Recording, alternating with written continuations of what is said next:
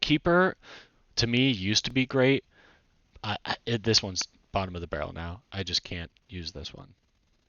So, number 2 lowest in terms of win rate. However, playing in Immortal lobbies, there are some people out there that when they know what they're doing, and they will build some absolutely heinous coddle builds.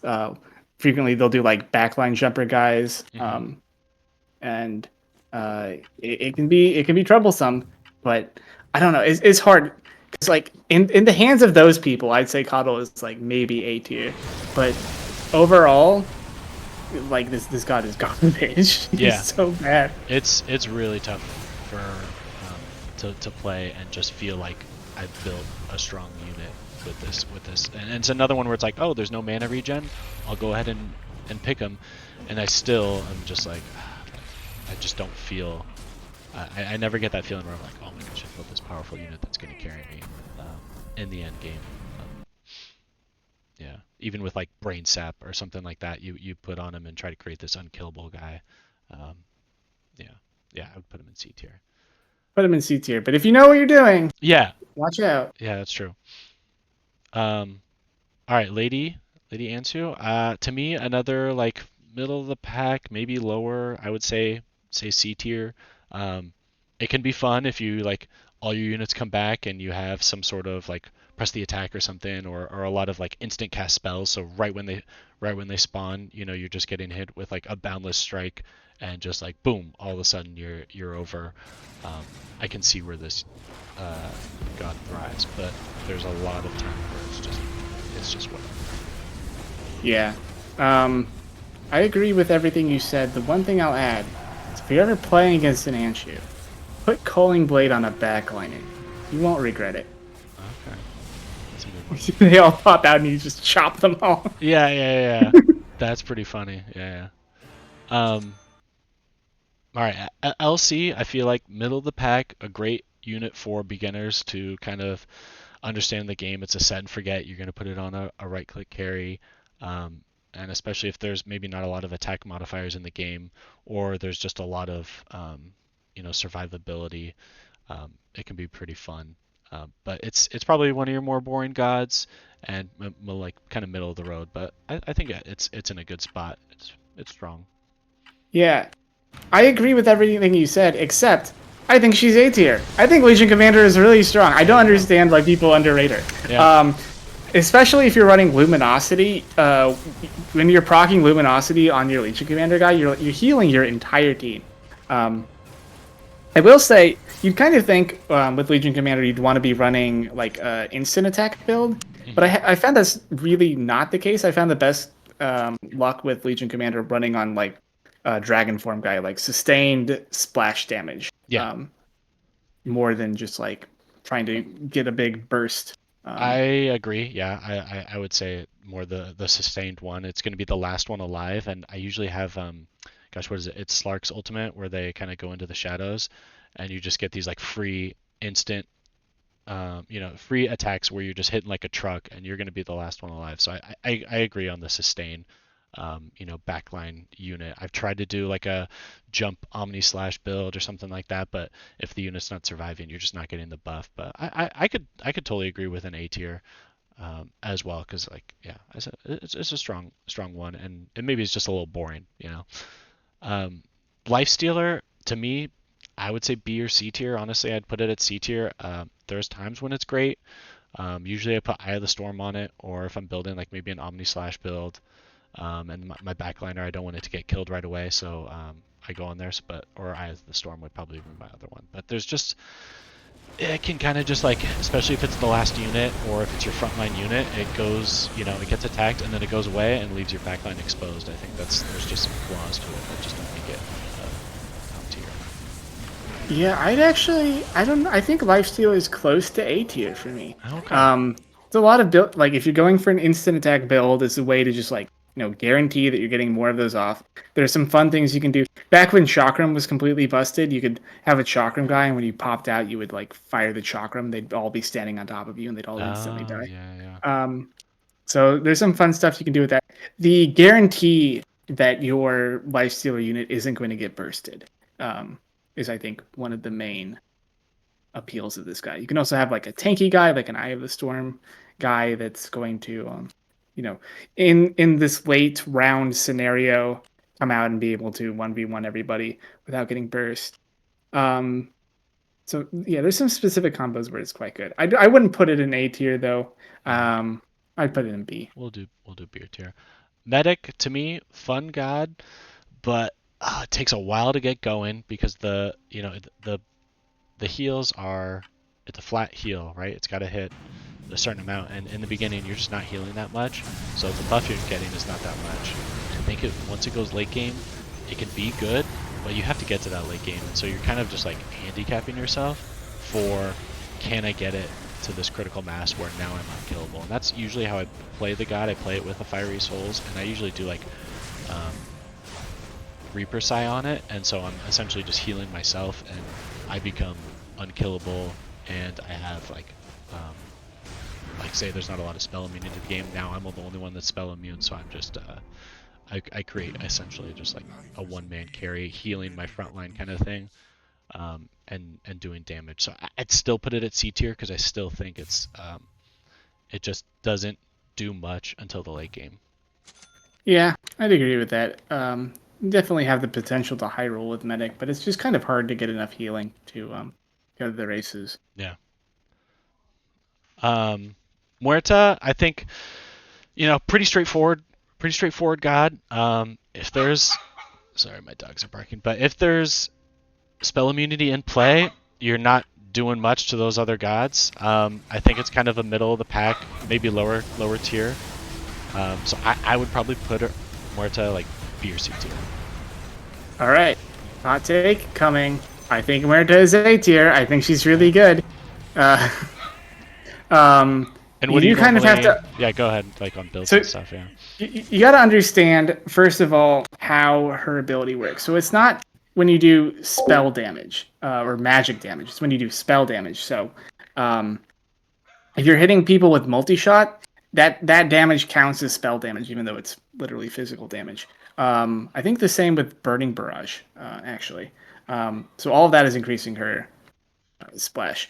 The second thing is, a lot of people try and put attack speed on their Muerta unit. I don't think that's right, because you're going to get bigger crits and bigger AoEs if you are actually attacking slower. So I'll put it on like my multi-shot impetus guy, get a big crit that way. You also really want to have base damage on your Muerta unit. Mm-hmm. So if Grow is in, that's a big thing. I've also, one of the kind of backpack builds I have is running a melee Muerta unit with Pierce the Veil, doing like maybe Blink, like the Phantom Strike Blink plus Blood Rage for the spell damage amp, plus Pierce the Veil plus something else. Mm-hmm. And that just like, it rips people to shreds, and there's nothing they can do about it. Yeah, and you're specifically like, and you're blinking to their backline too, so that's like the key. Don't focus on their front line with Muerta. You want to blow up the backline, and then now it's just kind of thing. Okay, I can see how that would work. I'll throw her in A tier. Maybe I just haven't. Yeah, like you said, you're not doing the like instant attack and then it's over, and so you're essentially you're more of like a sustained kind of attack speed rather than like putting it on Unleash or something like that.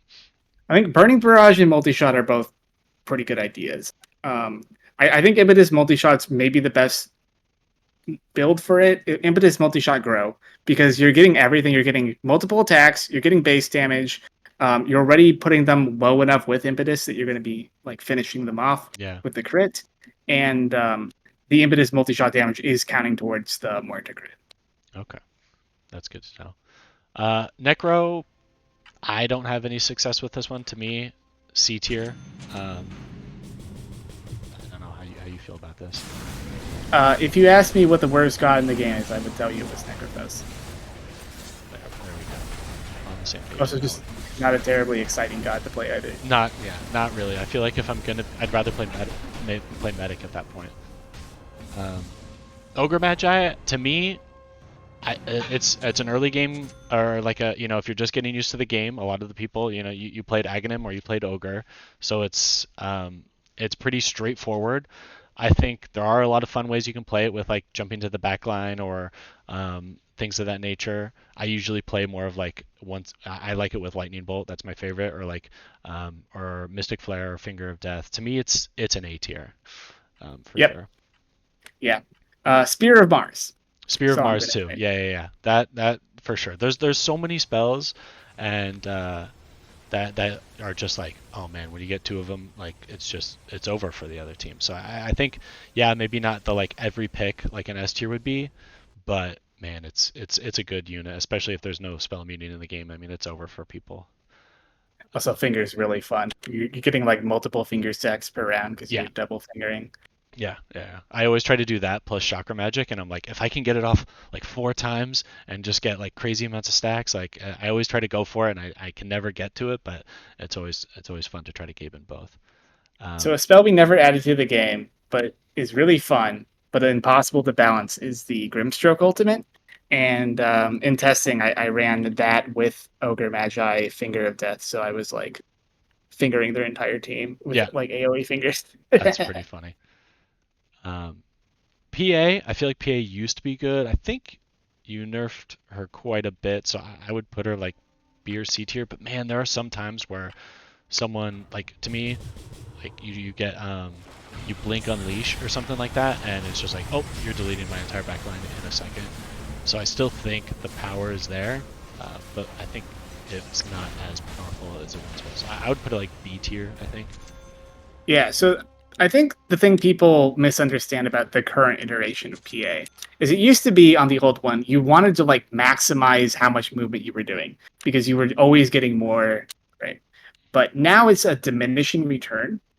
But what the other flip side of that diminishing return is you can stack up quite a bit of crit just like naturally playing the game. Like you don't actually have to run a bunch of mobility stuff on your PA guys. So you can just kind of use it as like, okay, I'm running Sleight of Fist on my carry. Now my carry has a crit in addition to having Sleight of Fist. Uh, Gotcha. so I think that's the best way to play PA. And in my testing, I've had decent success with her. Like I've won, I think, most of the games that I played with her in Immortal lobbies, but nobody else, nobody else has any success with her. So I would not want to rate her highly. I Yeah, probably put her in C tier. probably C tier. Okay. Prelix, I feel like used to be another one where like S tier, just play it every time. I I think it's still pretty strong, but I feel like you nerfed it quite a bit, and I don't get that same fear from someone playing Prelix like I used to. But I still think it's like an A tier. You pick it almost every game kind of thing, and you can build around it. Yeah, main strength of Prelix, like a lot of these high tier guys, you can level your shop up fat quickly. Hmm. Um, and then just kind of coast the rest of the game off of having the fast shop upgrades Yeah. and while also winning the early game. So you'd say like an A tier. Yeah, I'd put her A tier. Okay. Um, all right. Primal to me used to be great. Now is terrible. I think you just nerfed it into the ground, and it's like C tier. Yeah. Okay. So Loki, I don't like Primal Beast. I think he's a boring god. I don't like his power. Yeah. I didn't want him to be. He was like one of the most picked gods. I think he's boring as shit. Stop picking him. So I nerfed the shit out of him. Okay, well there you He go. sucks. Yeah. It's just like he's unpickable. I I'm don't. sorry, Primal Beast. I went too far. Yeah, you definitely did. It's definitely like a if you're gonna play the kind of like you said boring economy god, then play side shop. I think essentially is what it is. Um, Rix, I feel like Rix is fun. You get your Berserker's Blood, you get Grow, you can get Counter Helix or something like that, or like you said, do it like a static field and some passives. And that aspect, I feel like still isn't top tier. To me, it's still like a C tier god, but I think I'd be comfortable putting it in B tier. Yeah, I see some people that play Rix and believe in him. I'm not a Rix believer. I would put him in C tier. There are some people that think he's A tier. I think they're wrong. Yeah, I agree. I definitely can't put it above B tier, but if you were like, yeah, he is actually pretty good, I'd be like, okay, I'd give him B. Um, Roshan, I I don't play Roche very often, and every time I do, I suck. So to me, it's like C tier, but I've seen some people play him, and um, it's just a tank monster, and they'll put like attack speed on him too, and um, it's just unreal. So I don't know. To me, C tier, but what are your thoughts? There's two ways to play Roshan. The first way is you just use the Roshan unit as like a free tank. You put a few points into his Aegis, so you're basically running a discount Dazzle, but with a dinky frontline guy. That's pretty good. However, I can't identify this for sure, but I've been told this, and I kind of feel it myself that sometimes the Aegis just doesn't work, and you lose rounds because of that. Right. And I don't know if that's true, but it definitely feels like it's true. I don't know why. I've looked at the code several times. Everything appears to be in order. Um, so that's the one way. That's probably the way that I play him. And then you can also, when you're playing him that way, it's like level your shop quickly, use the strength of the Roshan you did in the early game to give yourself an economic advantage for the rest of the game. The second way to play him is to focus everything on buffing the Roshan unit. And this got better since the Roshan unit now gets the innate. So if you get a good innate, like the Phantom Assassin innate, for example, you can turn your Roshan into an absolute beast. If you're just like buffing his attack speed, you can put him in the bubble, buff his attack speed. He'll be like perma stunning the entire enemy team. That's really strong. I like Roshan a lot. I personally think he's A tier, but I'll put him in A I wouldn't be tier opposed to B. for you, but to me I think it's just a god that people just there's some people that have figured it out and will use it when they see the spells in play, but I think for a lot of people it's one of those to me it's a low picked god, I think. Next, Rubick. I think a lot of fun playing this one until all of a sudden your Rubick unit starts channeling a spell and then it's just a sitting duck. So you make sure there's not like those type of channeling spells where you screw yourself. I build it more of like a Fiery Souls Warpath type unit with making sure you have survivability in some aspect, and it just becomes just unreal damage, and it's doing but it's a lot of fun too. I think is also, or you can just build it where it's like the only spell the unit has is the spell steal, and then you just make a tanky frontliner with it. To me, I think B tier or even A tier. I definitely wouldn't put him in A tier. He's one of the lowest win rate gods, by the way. I could see but that. He's also he's very fun, and I agree with the way you play him. I think that's basically the only way to play him is you run Fiery Soul, you run some defensive stuff like Rage, maybe, or maybe some other passes for attacking, or maybe Chakra. Just try and make sure that he lives. If the game has Borrowed Time or Spike Carapace, he gets a lot better. Those are really good spells to steal, and you steal them very consistently because it's stealing from the closest thing, which is usually going to be their frontliner, which is going to be their Borrowed Time or Spike Carapace guy. But yeah, sometimes he just steals the wrong spell and kills himself. Yep. It's like he just like rolling boulder right into the and he just, oh man, it's the worst. It's so heartbreaking if you get like a channeled spell or you get something where they just go into the back line and it's over. So yeah, I'm not surprised it's a low win rate hero. We'll put him in B tier because I think there's just sometimes where it's not as good as those. Rune God, to me, A tier, I would put it there. I mean, it's got everything. It's a pick almost every single time. I see it as a solid unit. I don't know if it's as overpowered. Maybe I'm misinterpreting it, but I definitely think it's just like this is a good one. Oh yeah, Rune God for sure. One of my most picked gods. One of the things people don't know, haste with Astral Spirit, very good combo. So your Astral Spirit runs faster, comes back to you faster. Pretty nice. I love running Rune God. Anytime I see the Dragon Form stuff is in, Rune God is my go-to guy. Because both the cooldown... That's the thing you have to be aware of when you're going for Rune God, is you have to be able to take advantage of both double damage and the arcane rune, whatever it is. The cooldown. reduction. Yeah. So it's Dragon Form, or you're doing like a Sleight of Fist instant I attack. would say I feel like most people do Sleight of Fist, so that way if they get double damage, great. If they get reduced cooldown, then there's just more Sleight of Fist and all that, or more acorn shots or something like that. Right. So it makes sense. All right, for Santa, I feel like this you could run it every single time. To me, if you're a good player, it's great. If you're a bad player, it's not going to go so well for you. I feel like to me, I think it's you could pick it every time. I can see where it's A tier, but I feel like it's B tier for me. I had a Santa Greevil game the other day where I think on round 6 and then also on round 9 I got the free reroll ones. Oh my gosh! So Yeah, yeah. I had all those free rerolls, but the rounds were shorter and I didn't have enough money. Yeah, it almost felt like a waste. I think he's really good. Yeah. And I think he's actually even quite good in the Mortal lobbies. Because in Mortal lobbies, players like to not play for the early game. You know, they're playing for some sort of late game build. They're leveling their shops early, and because of that, you can, if you're playing Santa Greevil, just kind of play for the early game, Right, and then start snowballing and get ahead because of that. And unlike Gambler, like when you start losing with Santa Greevil, you can just take the bad gifts. Like it's fine. That. Yeah, mana regen. The mana reduction. Like, yeah. It's never doing anything. Yeah. I totally agree with that. There is that that failsafe where it's like you lose and it's just like if you're building kind of a more, let's say you're building spells and spell lifesteal, okay, I lost 9 attack damage, no big deal, kind of thing. So I can see that. All right, why am I forgetting her name right here?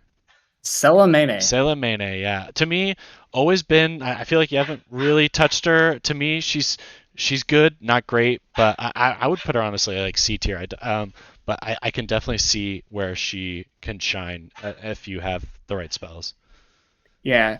So definitely kind of a metagame problem where most of the times you want to be going for physical attacks. So Selemene, who's like all about spell casting, you're just not able to get all the way there with your spells. But I do enjoy a couple Selemene builds. You know, Freezing Field's quite good. Yep. The Epicenter, the Sand King ultimate, is also quite good. People usually don't go for that. So you can, if you go like Freezing Field plus Epicenter on Selemene, you're doing so much damage. Yeah. But also low key, you know what uses a lot of mana and gets anti spell amp? Right. Multi-shot impetus. Yeah. That's true. It's really good, especially if you have like one of those other combos, like a Freezing Field thing. It's like you're spending a bunch of money right off the bat with your multi-shot impetus, and then that's buffing your other spells. Exactly. I usually drop like a golem in front too, like chaotic offering to just use up a bunch of mana too. So right. Definitely. And also the spell amp happens after you cast a spell. So if you're casting Finger, that whatever mana you're using to cast the Finger is going into the spell amp before he calculates the damage. So almost like if you're gonna cast Finger of Death and trying to one shot, you use it as like your third spell, second spell kind of thing. After some. You can even use it as your first spell. Okay. What you're saying is you can use it as the first spell. Okay, I got you. So where are you putting Selemene? Are you still third tier with it, or C tier, or you think it is a B tier? I think it's like maybe top of C tier, bottom of B tier. Okay. Kind of. I think I'll put it as C tier just because she's also kind of boring. No offense to her. Poor Selemene. Yeah. Shopkeeper. This one I didn't play. Like I don't play often, mainly because it took so long for a lot of people to get Shopkeeper, and then all of a sudden it was like, oh, we can play him. So I don't use him as much, and I feel like it got nerfed, where it's not as powerful as it once was. So to me, it's not the best. I would put like B tier of it. Yeah, he got nerfed significantly. I took away like 18 gold from him for over the entire course of the game, which is, I think, a testament to how strong the god was.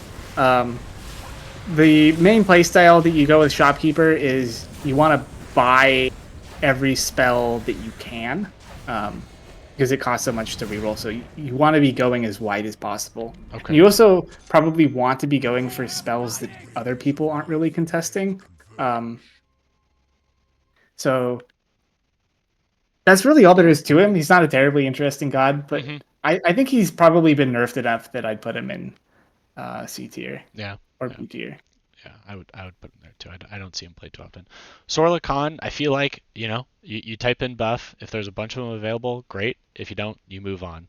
Um, and before the change, I would definitely say it was just like, it was very snowball of a hero. I like the change to get more use out of all of the buff spells. I would still say not top tier. Yeah, I still think B tier, but there's times where it's just like, man, I feel like none of my units are dying right now. Um, so I play it when permitting, but that's not also not doesn't happen often. So to me, I couldn't put it higher than B tier.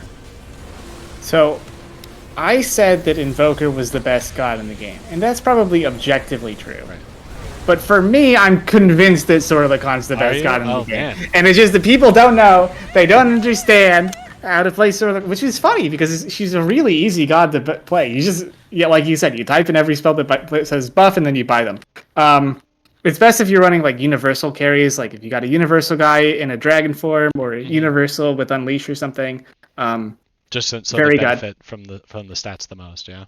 Yes, so a few things with Sorla Khan. Number one, you want to be upgrading your shop as fast as possible, but you also want to be getting those buffs. You mentioned that like a lot of the times there aren't enough buff spells for her to be good. I don't think that's true. There are a lot of buff spells in the game. It's all the spells that say buff when you type in buff, right, and also Shadow Wave. And there's usually going to be like, more than 4. If there's 6 buff spells in the game, I think is good enough. And it depends on what they are. Like Chakra Magic is by far the best one because, like, not only are you does it have a low cooldown, but you're also you're buffing both. You're buffing all the cooldowns of everything else. The other thing with Sorla Khan is the way you want to play her is you want to be building like a full team snowball composition. So stuff with like running Luminosity, having a bunch of carries, so that like you're healing your frontliner. Like you want to have like your front line is like a flesh golem guy, so you're getting all these extra stats because you're buffing your front lines because half of the buff spells buff specifically your frontline guy. Well, now your frontline guy is getting more stats because he has Flesh Golem. You throw a counter helix on that guy. You're healing him with Luminosity. You're healing him with Press the Attack. You're healing him with protecting him with Frost Shield. And you're keeping all 5 heroes alive, and you're winning that way. Yeah, I definitely see the power of it. And like I said, I've had those games where I'm just like, oh man, if the spells show up for me, that's exactly what happens. Where it's like none of my units can die. So yeah, I'll throw her in S tier and maybe try her out a little bit more. Spirit Breaker's in it. So this tier because I don't think Wraith King is in here. So we'll skip over Spirit Breaker. Used to be my favorite god in the game. But we'll move to Techies. Techies, I feel like you could almost pick every single time. To me, Techies pretty easy A tier, I think. Yeah. Definitely a god we had to nerf. I wouldn't say he's a god you want to pick every time. I have the most success with Omni Slash, obviously, and then also Pierce the Veil. If you have like Blood Rage, Pierce the Veil is in. You don't even need Phantom Strike necessarily. You can just run those 2 spells. Put the proximity mines on your guy, run them in.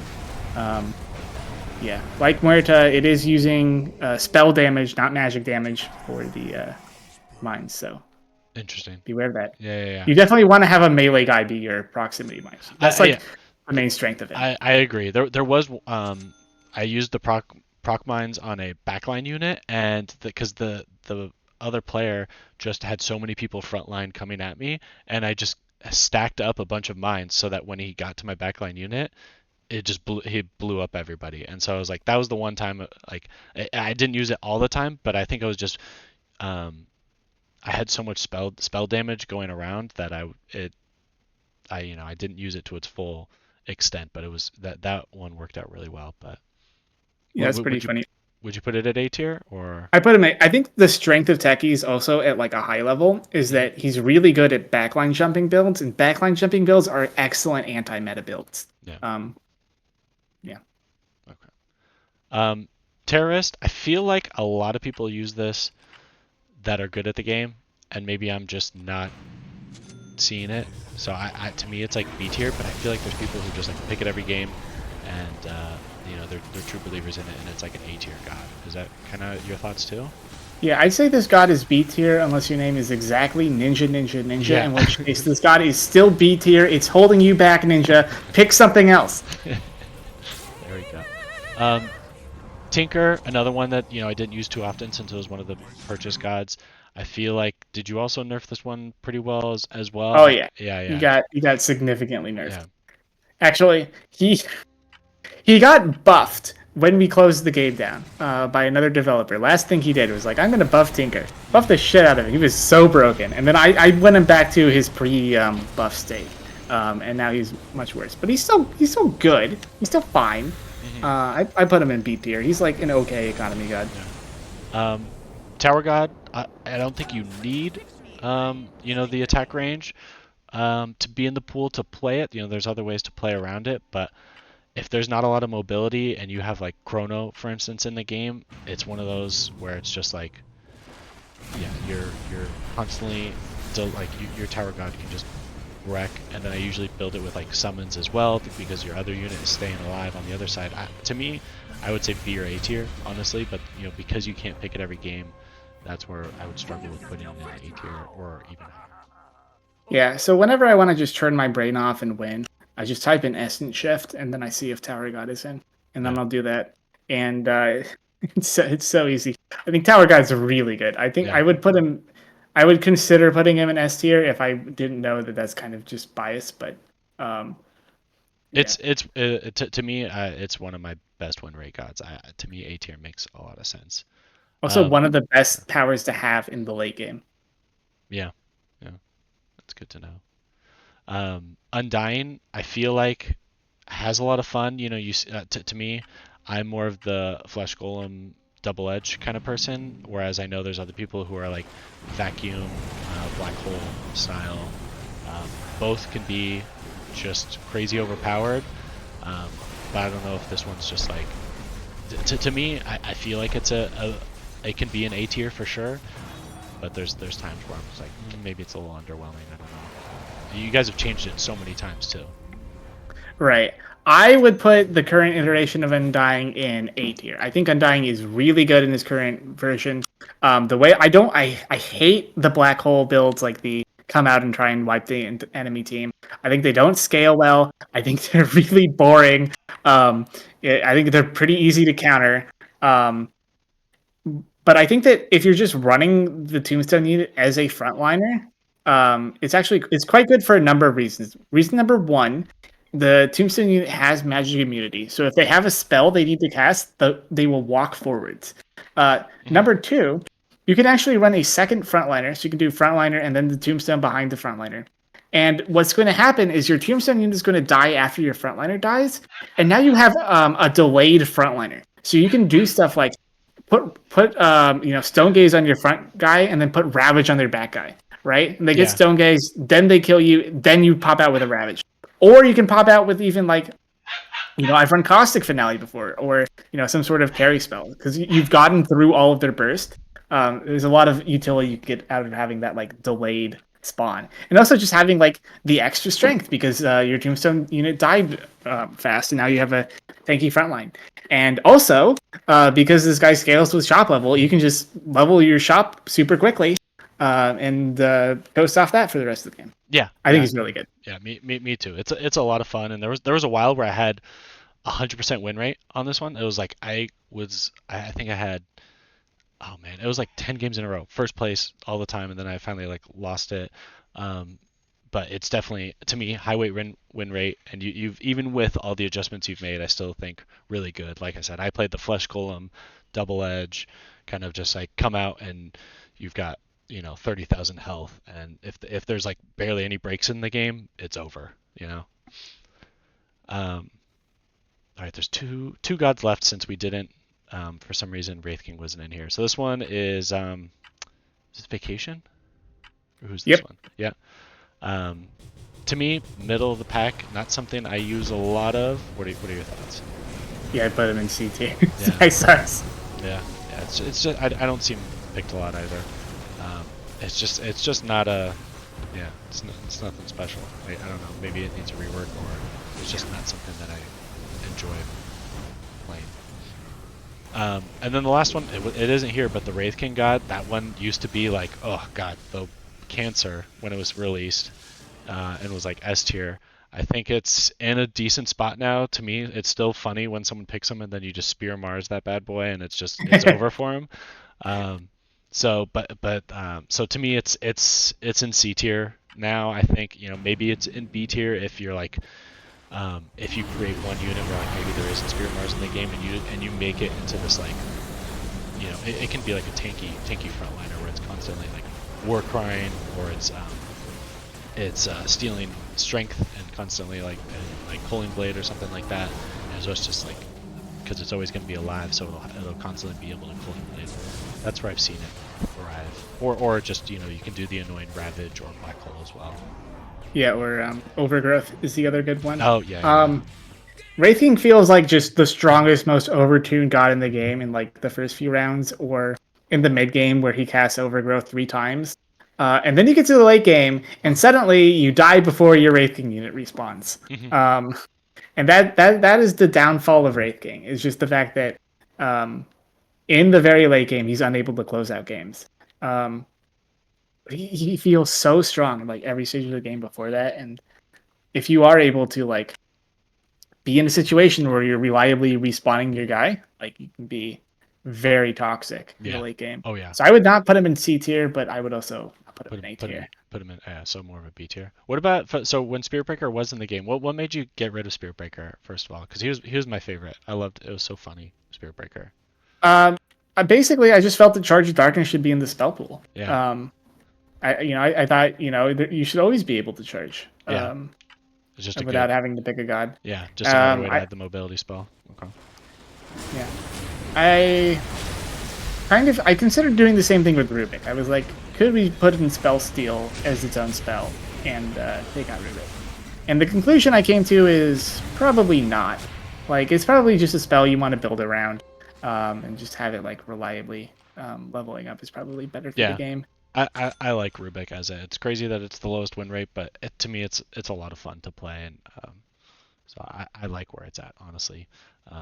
And yeah, Spirit Breaker was a lot of fun. Now I just don't get charged as much because to me, once it gets like it hits super and then it hits Gaben, and that's when it really gets really fun. And like when you didn't have to worry about like if you played it as a god, you knew you were going to eventually get super or Gaben, but when it's just like a normal spell, there's just times where it just doesn't show up, and you like have to pivot away or something like that. So I guess I just don't pick it as much because of that.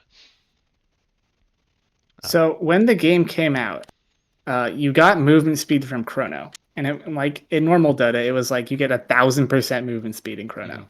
And what that meant was when you had Gaben charge, you would use the charge with like Wind Run in the Chrono, and you would kill somebody instantly. And because it was Gaben, they would reset the cooldown, and then you'd charge again, and you would kill the entire team on like the first frame of the fight. That is hilarious. I don't think I've ever seen that before. But that's essentially why you took it out? We had to remove the movement speed from Chrono. Oh, okay. That's really funny. I could see that being good. Yeah, I had a lot of fun with it. All right, well, there we go. We did it. Took a lot. That was a good chunk of time. We probably spent more time on it than we should have, but yeah, I appreciate it. Thank you a lot.